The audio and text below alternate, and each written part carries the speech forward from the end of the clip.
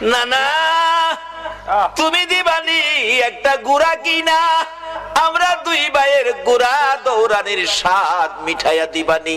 আবু বকর ডাকতেছেন, উমর তুমি কি দেখেছো? উমর বলেন, আমি মসজিদে নববীর বারিন্দার পাশে দাঁড়িয়েছিলাম, আমি দেখি আমার নবী নাতিদয়কে খুশি করার জন্য বারিন্দায় হামাগুড়ি দিলে গুড়ার মতো হইলে দুই ভাই নবীজির পিঠ মুবারকে চড়ে বসছে। আমার নবী গুড়ার মতো অভিনয় করে এদিকে যায় ওদিকে যায়, আবার ডাকতেছে, হাসাইন হুসাইন বলো তোমাদের গুড়া দৌড়াইবার স্বাদ মিটছিনি? আবু বকর, আমি উমর দেখেছি, মুস্কি মুস্কি হাসতেছিলাম। এই ঘটনা দেখে আমার নবী প্রশ্ন করে, এরে উমর হাসতেছো কেন? হুজুর হাসি কি ভাগ্য, হাসাইন হুসাইন কত দামি ঘোড়ার উপর সওয়ার হয়েছে। আমার নবী চোখের পানি ছেড়ে দিলেন, এরে ওমর শুধু দামি ঘোড়াটাই দেখলা তুমি, যারা ঘোড়ার পৃষ্ঠে বসেছে তারা কত দামি তুমি দেখলা না? আমার নবী এত আদর করতেন হাসাইন আর হুসাইনকে।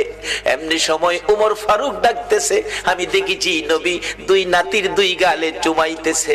খুশি হইছো নি নাতি? তোমরা দুইজন ঘোড়া দৌড়ানোর স্বাদ মিটছেনি? ও আবু বকর, আমার মন কয় এই দুই নাতি হাসাইন হুসাইন যদি না না না না কইয়া ডাকে রে, আমার নবী সব ভুলে যাবে। না না না ডাকে জবাব দিয়ে মাথা উঠাবেন। মদিনায় চলে গেলেন, খবর পৌঁছে দিলেন আলীর কাছে, আলী রে পাওয়া গেছে রে নবী রে।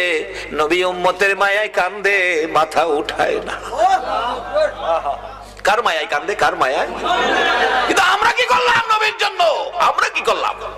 আজকে আজ থেকে একটা আদর্শ বাড়িতে নেন, তাহলে নবীর কান্না সার্থক, আমাদের জীবন ধন্য। বাবারা রাত্র 2 ঘন্টা হয়ে গেছে, কষ্ট হইতেছে আপনাদের? মাপ পাবেন কিভাবে, স্বপ্ন দেখবেন কিভাবে, এটাই হবে আমার শেষ কথা। যাইতেছি পিছনে। দুইজন খুশি করার জন্য নবী এই অভিনয়টুকুন করেছেন। ওমর বলেন, এই দুইজনে ডাকলে শুনবো। হযরত আলী বাড়ির ভিতরে খবর দিলেন, ফাতেমা 3 দিন পর্যন্ত কাঁদছো, আর কাঁদতে হবে না। খবর পাইছো? বাবারে পাওয়া গেছে। হাসাইন হুসাইন না গেলে আসবে না, উম্মতের জন্য নবী কাঁদতেছে। মা ফাতেমা 2টা সন্তান লইয়া গো বাবার মাতার পাশে হাজির। ফাতেমা 2টা হাত বাড়াইছে, মাবুদ গো আমার এতিম বাবা আর কত কাঁদবে উম্মতের জন্য। বাবা কাঁদতে হবে না, উম্মতের ব্যথায় 3 দিন পর্যন্ত কাঁদলা গো বাবা। আমি ফাতেমা রে, ও তুমি ভুইলা গেছো গো।